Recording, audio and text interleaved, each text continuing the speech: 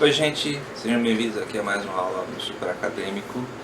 Hoje eu vou continuar com as nossas aulas sobre a teoria das elites aqui com o Berizzinotto, falando sobre o Mitchell.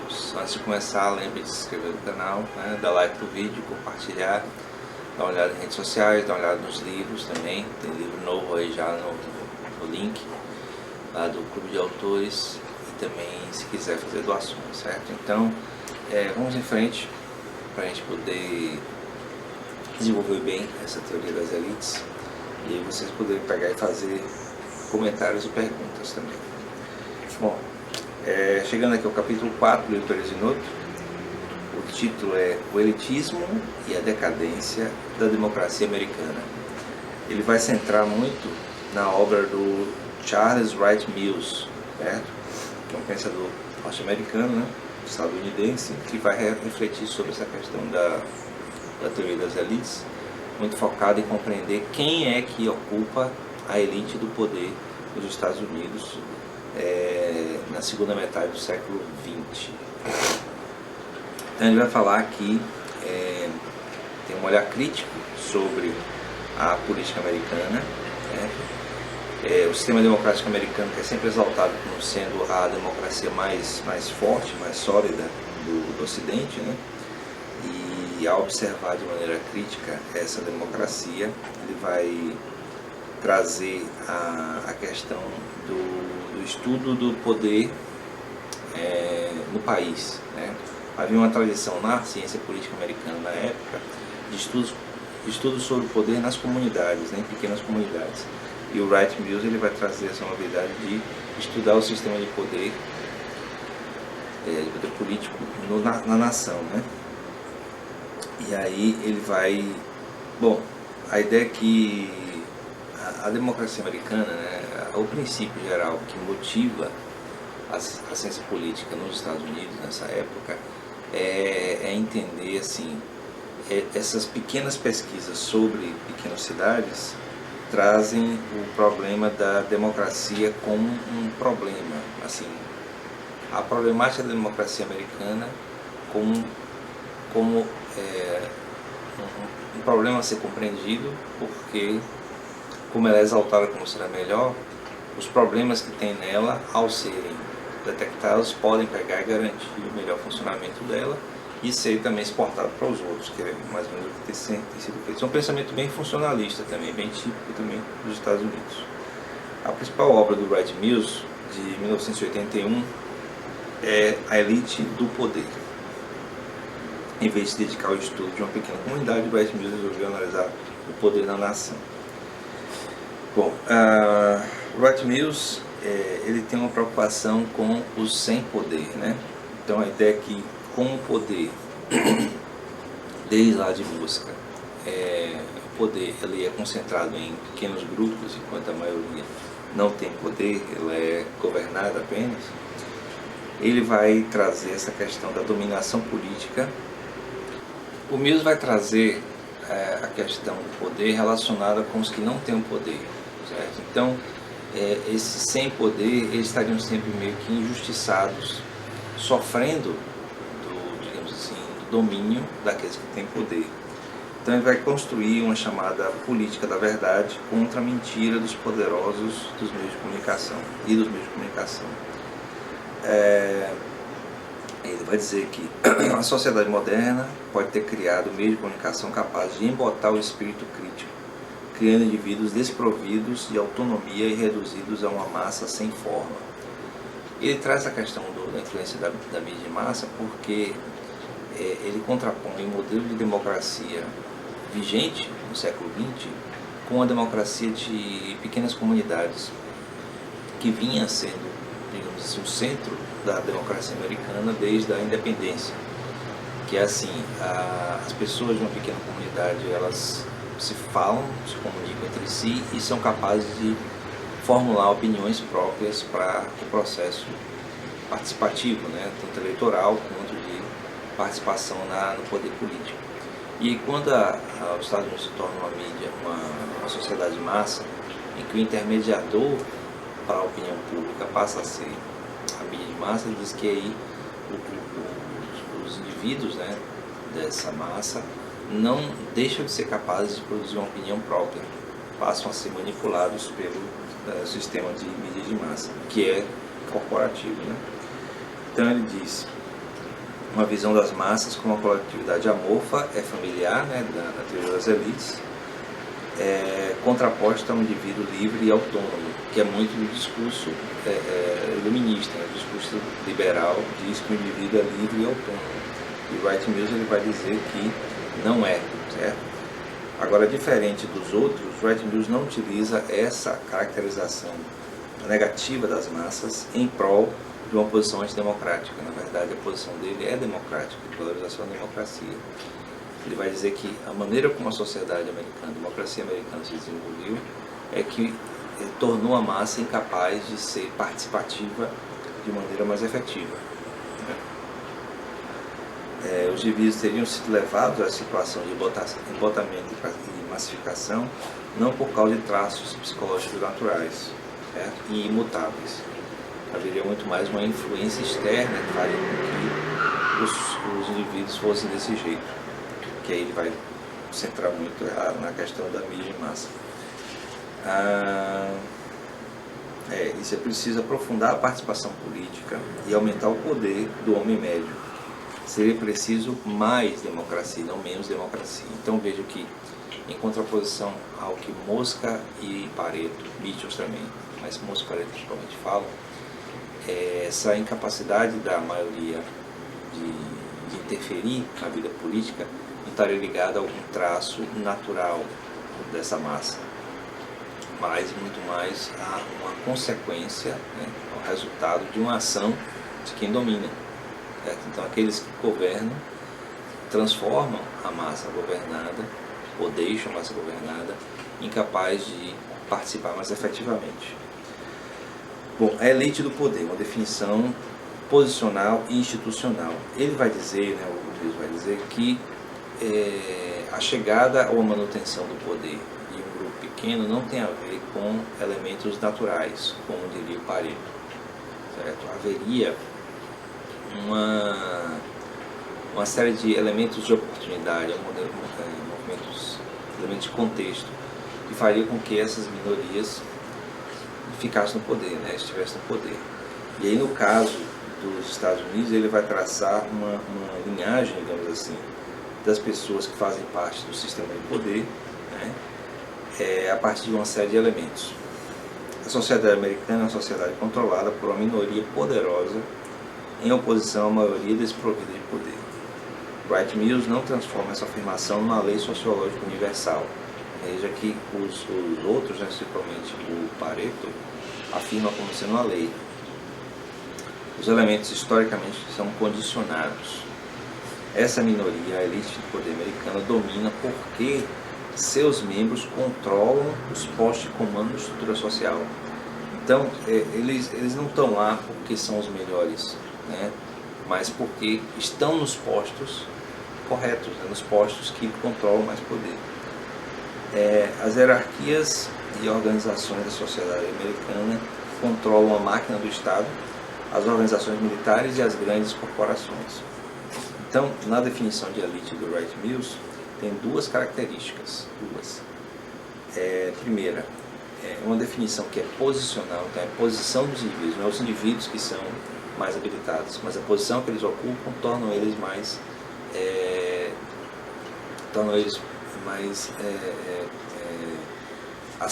com mais acesso à tomada de decisão que influencia mais pessoas.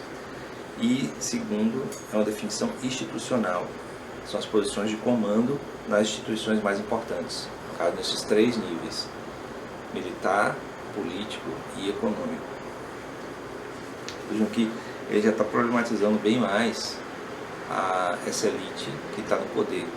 E é interessante que ele não trata tanto da questão da circulação como Pareto e Mosca, porque ele vê que a alternância seria falsa, né? Porque os membros de grupos políticos, partidos, que alternam o poder, na verdade fazem parte de uma mesma grande elite, que comandam esses três grupos principais de instituições, né? Militar, político e econômico. Bom, não são os melhores, como eu falei, né? Eles controlam recursos institucionais, né? Então é um domínio que é de base econômica, política e militar, e as instituições que controlam desenvolve, explica o tipo de pessoas que compõem o que eles chamam de alta roda americana, certo? Então essas pessoas, né, empresários, generais, políticos de carreira, eles ocupam essas posições e se intercambiam entre si nas posições de poder. As três ordens institucionais, né, Forças Armadas, o Estado e as grandes companhias, têm algumas características em comum. Eles expandiram em recursos e capacidade de ação, então podem atuar em várias esferas durante o século XX. Veja, por exemplo, o entrelaçamento entre o complexo militar, as empresas e a política a partir do desenvolvimento da máquina de guerra norte-americana após a Segunda Guerra Mundial. Certo? A própria Segunda Guerra Mundial será um exemplo de mobilização, mas havia digamos assim, um discurso mobilizador um pouco mais participativo. Mas a partir da Segunda Guerra Mundial é muito essa manutenção. Você tem lá os generais que fazem os acordos com as empresas para fazer as armas, e aí são eles que elegem os presidentes, governadores que façam as leis que facilitam a guerra, que aí faz necessidade das armas, e aí vai um mantendo o outro. E segundo, é uma centralização organizacional, né? A decisão é sempre das cúpulas dessas organizações em várias empresas, né, que vão cada vez mais se tornando uma só. São os oligopólios, né, as grandes corporações que atuam em vários ramos. Os estados, o poder vai se tornando mais centralizado, né? Os Estados Unidos ainda tem, mas tinha muito mais a tradição dos estados serem mais independentes em relação às decisões, e aí cada vez mais vai centralizando as decisões no poder federal, e os militares, né, que centralizam e passam a consumir cada vez mais recursos públicos, tanto que o orçamento dos Estados Unidos, a maior parte dele é para os gastos militares. Cada vez mais recursos, poder e capacidade de interferir na vida das pessoas, certo? Então, ao longo do século XX, o povo norte-americano passou a participar cada vez menos da vida pública, digamos assim, das decisões, e passou a ser consumidor e trabalhador e consumidor, e fazendo assim, uma separação muito grande, aqueles que têm esses poderes e aqueles que não têm, né? Mas é o que diz o Wright Mills. Ele vai dizer também que há uma relação entre esses três ordens, né? Como eu já falei, essas três ordens de poder estão muito relacionados na vida social desses grupos, dessas pessoas. Então essas pessoas, elas se conhecem, participam das mesmas círculos. Dessa interferência, inclusive, entre o poder político, militar e econômico, eu coloquei um exemplo aqui de dois generais que se tornaram presidentes dos Estados Unidos após a Segunda Guerra Mundial, justamente por causa do prestígio ganho pelos militares ao longo do século XX, né? O general Eisenhower, que foi, digamos assim, o comandante maior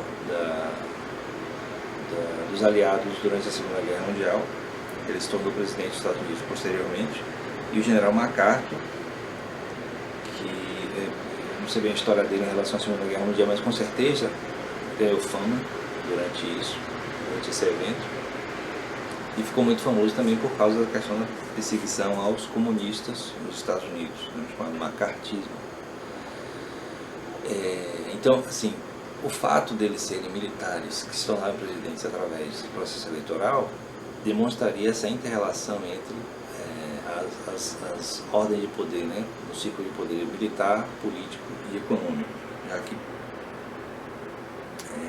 Já se sabe como o poder econômico interfere no processo eleitoral americano com o financiamento de campanhas, né, com a escolha dos candidatos e tudo mais. As elites que andam nesses círculos militar, econômico e político, né, eles partilham de decisões que têm consequência nacional, né? Daí que, quando ele analisa o poder nacional, ele pode até se esbarrar com alguma coisa mais local, mas, no entanto, a ideia é a consequência das decisões serem de escala nacional. Ele vai falar da coesão dessas três ordens de poder, falando de como essas pessoas elas tendem a circular nos mesmos ambientes. E aí é chamado a atenção, bem interessante isso, de como eles convivem no ambiente escolar, principalmente nas universidades. E aí tem a chamada Liga da Era, a Ivy League. Não sei se vocês já ouviram essa expressão. Os indivíduos, né, que comandam essas três esferas de organizações, militar, econômica e política, eles frequentam as mesmas universidades, né, a chamada Liga da Era, o Ivy League. E essas 8 universidades, são 8 universidades, fazem parte desse circuito, acabam fazendo uma conexão afetiva desses indivíduos ao longo da vida. E aí eles acabam sendo capazes de interferir com o futuro da nação por essa conexão que tem desde a juventude. Ele diz, né, o Wright Mills, que havia um propósito em se fazer essas escolas, algumas escolas preparatórias para essas universidades, nas escolas particulares, para justamente juntar os filhos dos ricos velhos com os ricos novos, né? Para justamente evitar essa separação entre ricos velhos e novos, como se fosse uma disputa de duas elites diferentes, para garantir que o poder estivesse sempre concentrado na mão dos ricos, não importa se fossem velhos ou novos. Daí o fato deles frequentarem as mesmas escolas preparatórias e depois as mesmas universidades. Então, segundo Wright Mills, há uma integração entre as três ordens institucionais, né? O Estado, as Forças Armadas e as grandes corporações. E aí essa coordenação, a integração entre as três ordens vem pelos relacionamentos pessoais. Há uma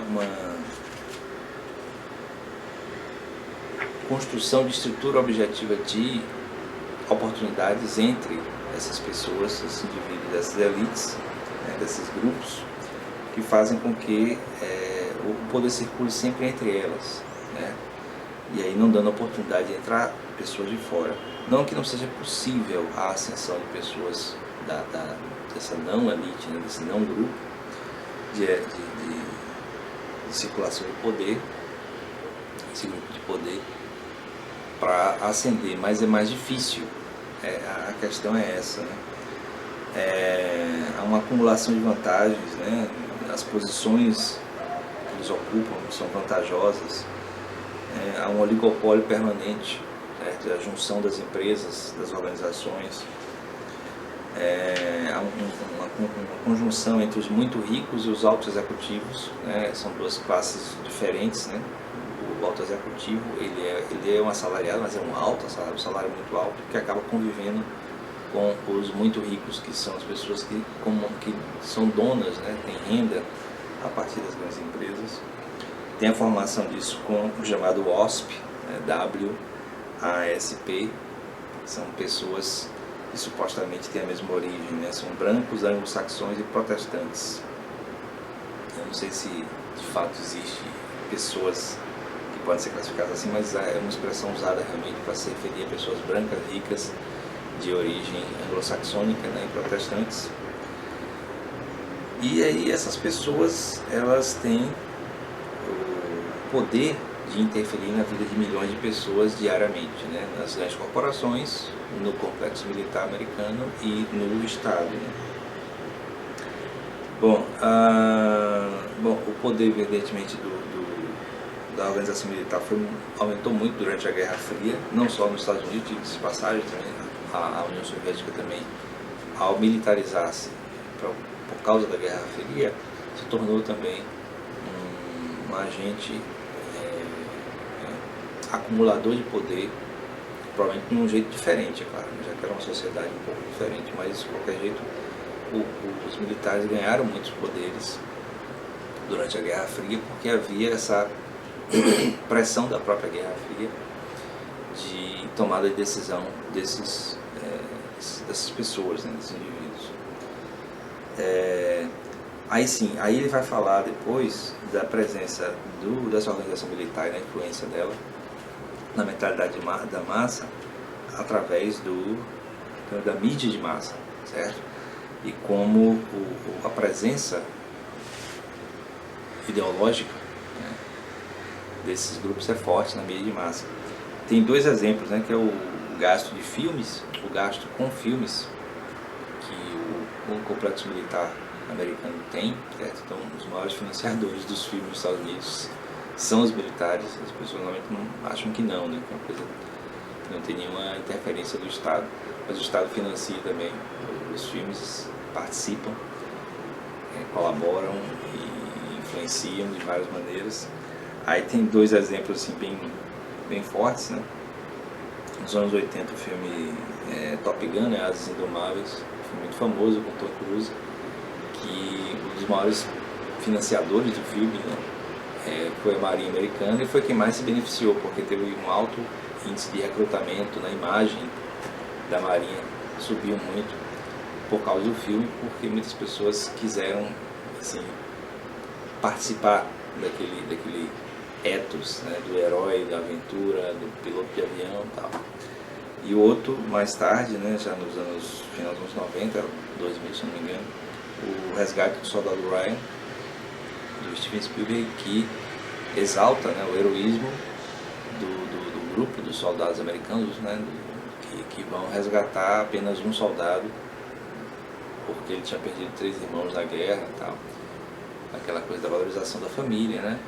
E aí é interessante que, além do financiamento, né, o Spielberg ele ganhou uma medalha por aquele filme, uma medalha do Pentágono, se não me engano.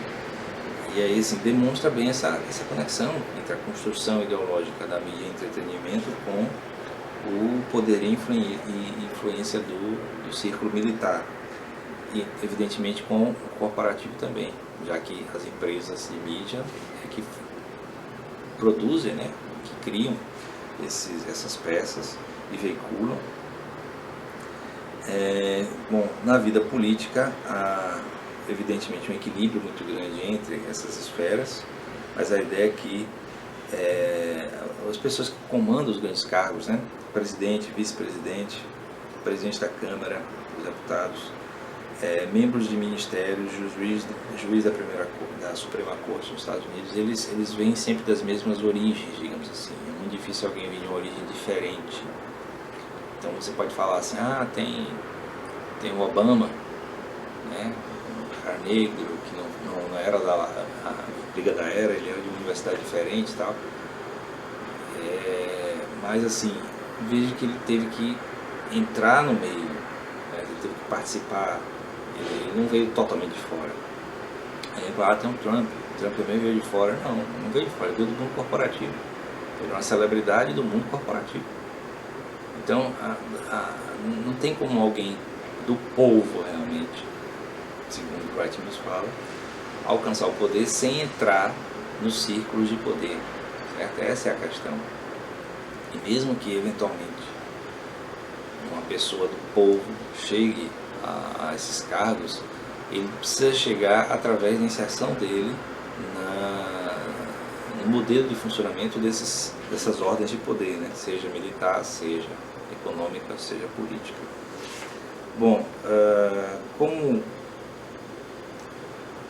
os Estados Unidos é considerado uma sociedade de massa, né? O Mills ele vai dizer que a massa manipulada, né, embotada pela mídia de massa, não consegue participar efetivamente do sistema. Há essa predominância dessas ordens, desses círculos de poderes, na manutenção dessas elites. Então, faz parte da elite governante, da elite no poder, as pessoas que fazem parte desses grupos, independente da aparência de circulação que isso é interessante, né? Então não haveria realmente uma disputa pelo poder dentro dessas elites, porque elas fariam parte dos mesmos círculos. Mas o Mills, ele apesar dessa crítica à democracia americana, né, ele fala desse embotamento da massa, justamente pela mídia de massa, eu acrescento pela mídia de entretenimento muito mais do que a jornalística, como sempre. Ele diz que a sociedade americana, por mais que seja um mito de democracia, ela pode ascender a um sistema mais de autonomia maior, né, de expressão maior do povo. Que aí, assim, isso é muito mais enfatizado no próximo grupo de teoria, né, no próximo grupo teórico sobre teorias da elite, chama os pluralistas, que é um grupo de pensadores, né, que acredita muito mais na variação das elites, uma pluralidade de verdade de elites que permitiria, né, a participação maior da população nisso aí. Mas de qualquer jeito ele vai dizer, né, a concentração dos meios de comunicação de massa é funcional para a manutenção do poder da elite. Então a mídia corporativa concentrada na mão de poucos, né, ajuda nisso. O que é interessante é que uma possível resistência só viria da possibilidade da população também ter acesso. Então, ele escreveu isso numa era pré-internet. Então, por mais que a internet também seja corporativa, o jeito como ela se arruma, né, se ajusta à realidade de cada indivíduo, possibilitaria, a depender dos desejos dos indivíduos, uma maior participação dos indivíduos, que de certo modo já há, mas ainda é muito incipiente, né? Muito pequena para contrapor o poder desses grandes grupos. Ele vai concluir, né, dizendo meio que tristemente a sociedade americana está num caminho inexorável para o autoritarismo. Bom, ele falou isso tem quase 40 anos, certo? Então, não sei, né? O homem de massa é um homem constituído por um processo de expropriação do direito de formular opiniões próprias. Então, quando fala opinião pública, por exemplo, tem isso na aula de minha de Sociologia da Comunicação. Você pode procurar aí na playlist de comunicação, aula de Sociologia da Comunicação, falando, a opinião pública tem esse nome de pública, mas na verdade não é pública, é a opinião formulada a partir do que a mídia de massa constrói. Porque as pessoas vão refletir uma opinião do que elas recebem de informação. E o que elas recebem de informação é formulado pela mídia de massa. Então fica muito difícil de dizer que o que é chamado opinião pública é realmente pública, né? Porque cada indivíduo pode até formular a sua opinião, mas a sua opinião é formada a partir da informação que vem de fora, não é uma opinião vinda da opinião, da informação dele mesmo, da própria pessoa. Bom, eu acho que é isso. Wright Mills é um autor muito interessante. Ele meio que é visto como de esquerda, por causa do posicionamento dele, desse posicionamento dele de uma sociedade americana mais participativa, já que o poder estaria concentrado na mão sempre dos mesmos grupos, né? Mas é uma visão que é factual. Um sistema, uma sociedade que se diz a mais democrática do mundo, e de certo modo por várias outras razões, né, relacionadas principalmente à participação eleitoral do povo americano em várias decisões que nós brasileiros, por exemplo, não estamos acostumados. A gente está acostumado muito a poucas decisões democráticas, mas ele precisa muito mais. Mas de qualquer jeito, essa crítica dele é válida, certo? Um sistema democrático, o que se diz democrático, mas que precisa, né, que se mantém a partir dos vínculos de 3 esferas de poder que é concentrada, né, e que os indivíduos dessas esferas eles comandam desde a juventude, né, e se relacionam desde a juventude, impossibilitam uma real circulação, uma real alternância com grupos que não tenham poder, certo? Então, nesse caso, é bem diferente também do Pareto do Música, do Mitchell. Do Mitchell um pouco menos, porque o Mitchell fala de oligarquias, né, que vão se alternando, mas o Mitchell ele fala da possibilidade de um partido formado de cunho popular, mas que se torna oligárquico com o tempo.